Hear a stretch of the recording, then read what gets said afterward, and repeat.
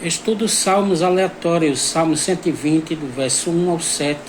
Na minha angústia clamei ao Senhor, Ele me ouviu.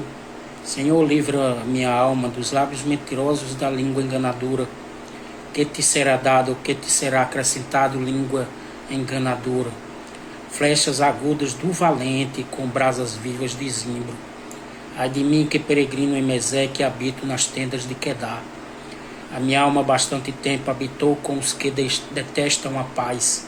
Pacífico sou, porém, quando eu falo, já eles procuravam a guerra. Como o Salmo 121, o Salmo 120 é de autoria escrita desconhecida, embora por algumas correntes interpretativas antigas associam a composição de ambos ao rei Davi. Porém, nos originais dos manuscritos bíblicos tradicionais, os registram sem escritor específico, apenas a inscrição hebraica Shir HaMalot, que significa Cântico dos Degraus ou da Subida dos Degraus.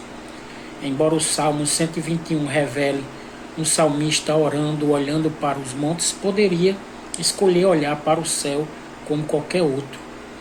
Indagava de onde lhe viria o socorro, já dando resposta pela vivência prática, porque não seria o local, mas aquele a qual se iria invocar, no caso o Senhor Deus.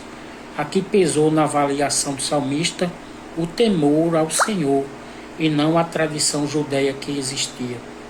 Neste Salmo 120, o salmista está invocando com a mesma fé deste outro e com entendimento, prática e êxito também, enquanto o outro saiu do ambiente hostil para ter mais privacidade e intimidade. O salmista do Salmo 120 enfrentou um ambiente hostil, semelhante, porém com uma diferença, que agora era no campo espiritual, opressor de sua mente, não de ataque carnal ou enfrentamento físico até, mas psicológico.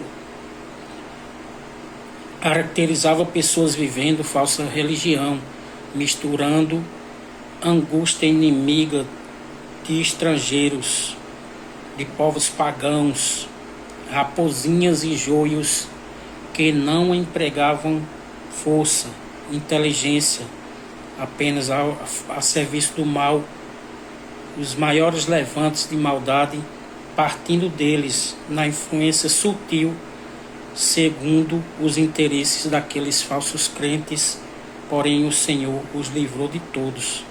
Até ali, naquele local de peregrinação no terreno inimigo, ele enfrentou pessoas que deveriam estar lutando junto com ele, mas estavam contrários. No verso 3, traz dois ensinamentos distintos, mas de desfechos tão cruciais possíveis para determinar semelhança e diferença ao mesmo tempo. O primeiro clamou e foi suficiente para o Senhor responder sem conflito com os opressores, porque fugiu do ambiente hostil, sem necessidade de conflitos de ideias. O salmista do 120, ele tanto teve conflito de ideias como, na maioria das vezes, procurou o refúgio em Deus, apontando que ele teve que trabalhar pela palavra em oração, comparando as brasas vivas de zimbro, uma intensificação mais forte no ambiente hostil, com menos comunidade, mas com mais valentia. As brasas vivas de zimbro remetem a uma prática ancestral de queimar brasas ou lenha dessa planta para purificação, proteção e cura. Arbusto originário do hemisfério norte, Europa, Ásia e América do Norte, que, vendo no grego, significava fumaça ou incenso. Ambos recorrem à tradição, com diferença na aplicação. Este usou a figura de elementos para caracterizar coisas espirituais, o outro apenas o clamou, mas ambos pela vontade permissiva, na ausência de Cristo, Messias,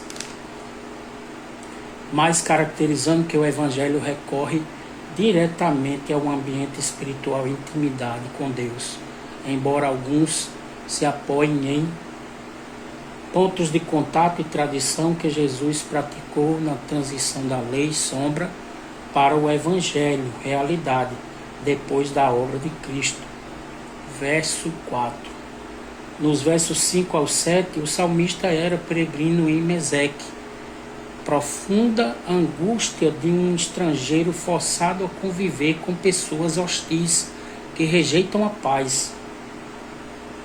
Provavelmente escravo em meio a mentiras, intrigas e conflitos, quando tudo o que desejava era estar em sua pátria. Então, os estudos dos Salmos dos degraus, embora não tenha iniciado deste, vemos um cenário espiritual complexo quando na análise. O campo de atuação do servo de Deus não muda, o refúgio é Deus. Segue alguns direcionamentos, age conforme a circunstância ou não, mas a intimidade individual qualifica-os a diferença. Viver um aspecto crucial de cada um sem deixar de ter peculiaridades comuns, empunhando responsabilidade pessoal e compromisso com Deus. A melhora, mudança, amadurecimento é pessoal, embora haja diferença, apesar das diferenças e dificuldades maior a cada um lhe parece, mas o Deus é o mesmo, ambos no processo da santificação e amadurecimento, e o mesmo objetivo e a mesma esperança na promessa messiânica de salvação e libertação. Um tinha consciência pessoal de libertador, embora por incrível que pareça, fugindo da tradição como foco para enfocar o alvo maior e o objetivo final.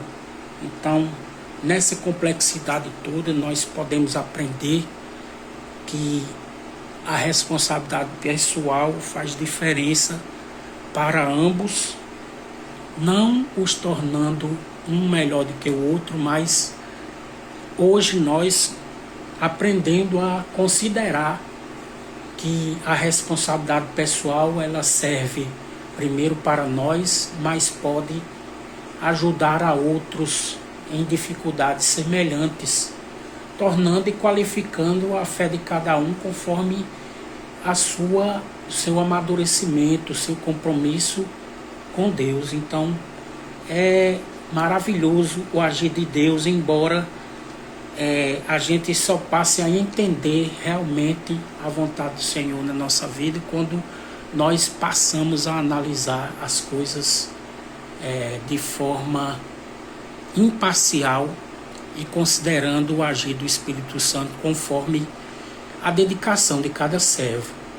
Que Deus abençoe poderosamente a cada um em um nome de Jesus. Amém.